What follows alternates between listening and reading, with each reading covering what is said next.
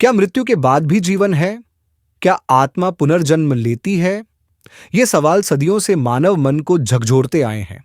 लेकिन एक नाम, एक कहानी ने इन सवालों को एक नई रोशनी दी। ये कहानी है शांति देवी की।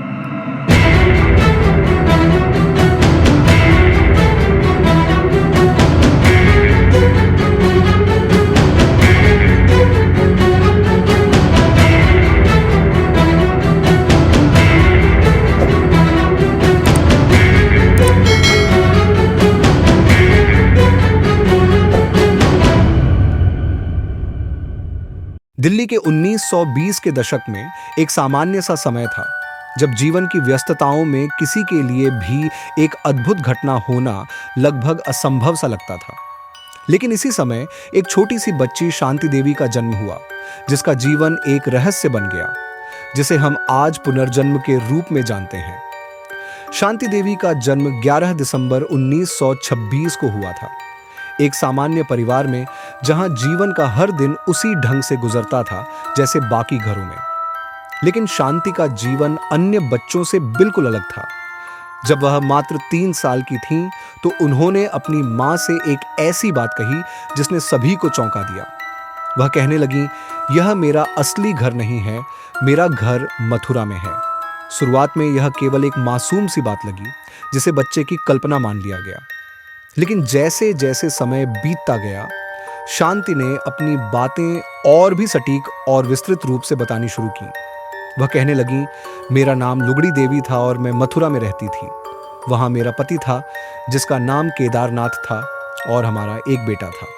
मेरी मृत्यु एक कठिन प्रसव के दौरान हुई थी। यह सब शांति के परिवार के लिए बेहद अजीब था, क्योंकि यह कोई सामान्य कल्पना नहीं, बल्कि काफी विशिष्ट और सटीक जानकारी थी, जो एक छोटे बच्चे से उम्मीद नहीं की जा सकती थी। उन्होंने मथुरा के अपने घर का इतना सटीक वर्णन किया कि यह विश्वास करना कठिन था कि यह केवल एक बच्ची की कल्पना थी। वह बताती कि उनका घर सफेद था, उसमें एक बड़ा बगीचा था और बाहर एक चबूतरा था, जहां वे बैठा करते थे। इसके अलावा शांति ने यह भी कहा कि उनके पति केदारनाथ कपड़े का व्यापार करते थे और वह बहुत लंबे थे। इन दावों ने शांति के परिवार को चौंका दिया। हालांकि वे इसे पहले एक बच्चों की कल्पना मानते थे, लेकिन जैसे जैसे शांति ने अपनी बातें और सटीक बनानी शुरू की, यह सवाल उठने लगा कि क्या शांति जो कह रही थी वह सच हो सकता है। शांति देवी के परिवार ने सोचा कि यह बस एक छोटे बच्चे की कल्पना है, लेकिन जैसे जैसे शांति ने अपनी बातें और अधिक सटीक रूप से बतानी शुरू की, परिवार को इस पर गंभीरता से विचार करना पड़ा। शांति ने एक दिन कहा, मैंने मथुरा में अपना पूरा जीवन बिताया और वहां मेरी मृत्यु एक प्रसव के दौरान हुई थी।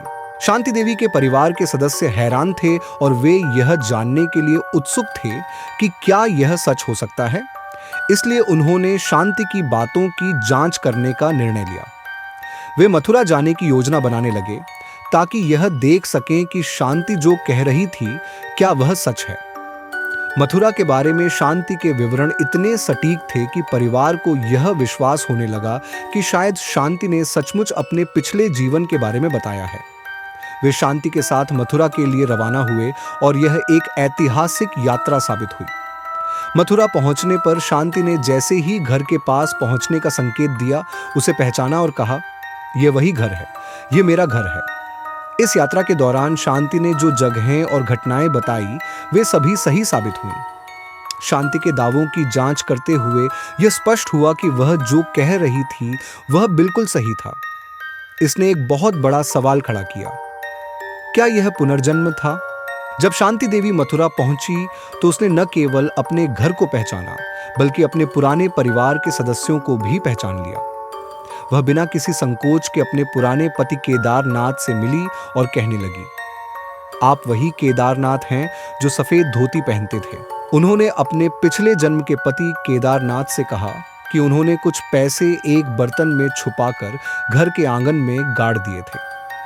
शांति के इस दावे से सभी चौंक गए और घर के उस हिस्से की खुदाई की गई, लेकिन खुदाई में वहां से कोई पैसे नहीं मिले। इस पर केदारनाथ ने बताया कि उन्होंने लुगड़ी देवी के मरने के बाद ही वह पैसे निकाल लिए थे और इस्तेमाल कर लिए थे। इसके बाद शांति ने अपने बेटे को भी पहचाना और कहा, यह मेरा बेटा है जो अब बड़ा हो गया है।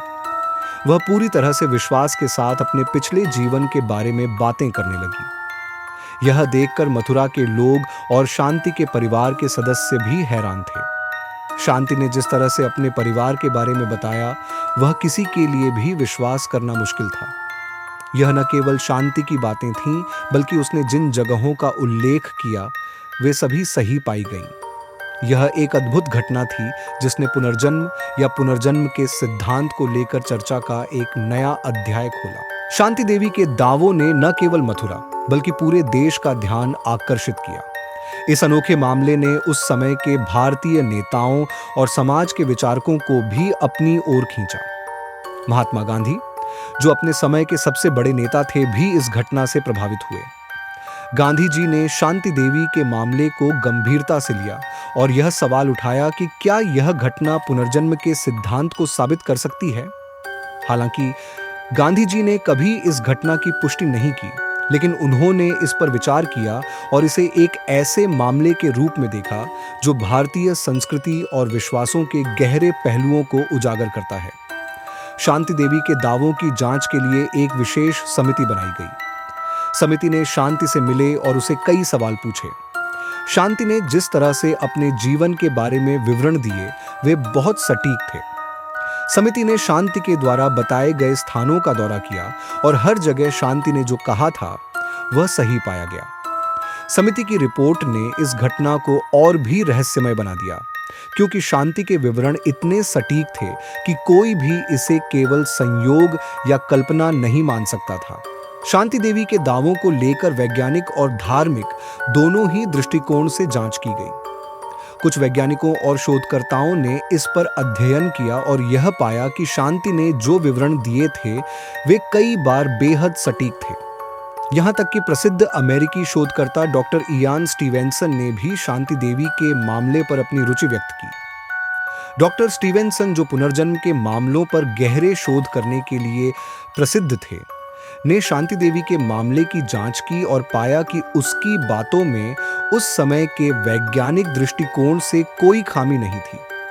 डॉक्टर स्टीवेंसन ने अपने अध्ययन में कई ऐसे मामलों की जानकारी दी जहां बच्चों ने अपने पिछले जीवन के बारे में सटीक जानकारी दी थी, ठीक उसी तरह जैसे शांति देवी ने की।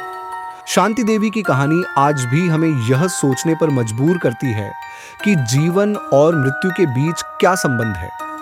क्या यह केवल एक संयोग था या वास्तव में पुनर्जन्म एक सत्य है?